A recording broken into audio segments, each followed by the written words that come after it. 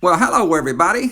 Glad to be with you again. I've got some videos here of a good friend of mine, Joe, that came down with his Kitfox, did his first landings on some of my sandbars, and I'm going to just post several of those here with a little commentary. Enjoy. Okay. Joe's coming in. This is his second landing. He's already made his first landing and did a takeoff, and so he's getting a feel for how much brake modulation he can get away with, and also how long to leave his tail on the ground for takeoffs. But he's a natural. He's not got any problems with figuring this out.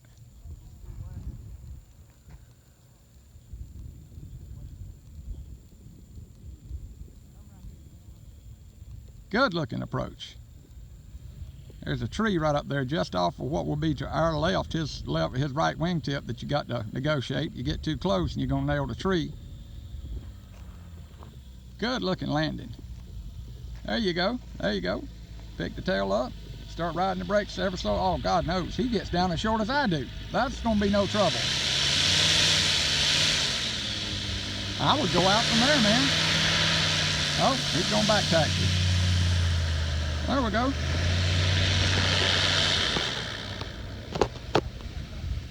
Oh, he's going to have no problems on the shorter stuff.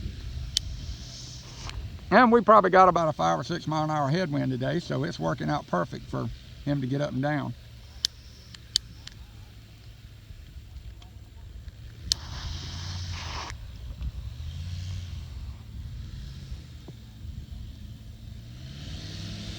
There we go, tail up, there you go.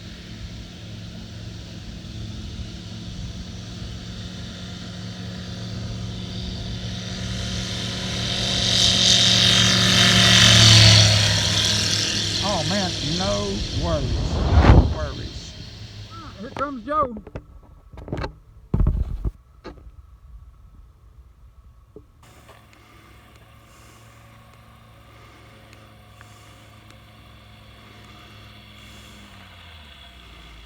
Awesome. Awesome. We're on the Little River, one of the fun bars. Pretty soft sand, but it's a lot of fun.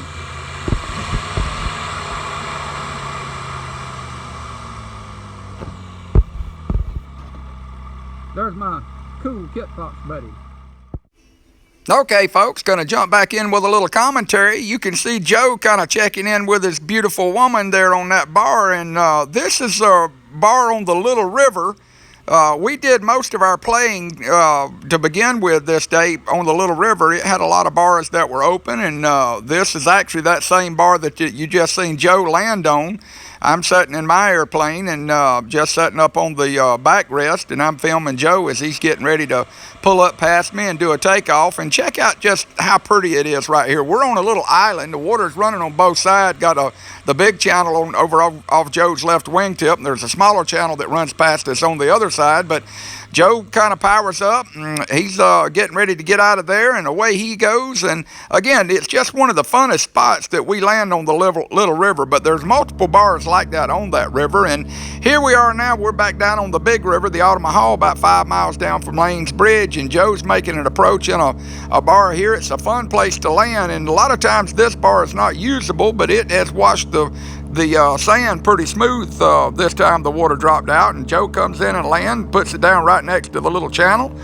And then I decided I'd put up a video of me landing on a bar we call Bog Down. Now, this bar is called Bog Down for a reason. Obviously, I've been on this bar in times past and got stuck, and my airplane's got such a heavy tail, I wasn't able to get it moved out, and I lucked out that a guy who lives not far off the river came up with his four-wheeler and pulled me backwards to get me out of the mess that I was in, or otherwise I'd have been there for a while. But anyhow, this is the approach. It's a fun bar to land on, and it changes with every time the river kind of rises and lowers, and depending on whether you get smooth sand on one side of those willow trees or the other. But right up here coming up, this is Joe's takeoff from Bog Down. He had already landed. I didn't get his landing, but I did the takeoff. But gives you a view of what it looks like from the air. And then no time playing on the river would be complete without a little bit of playing on the water and washing your wheels off. And this was a video of Joe doing that coming around the bend. But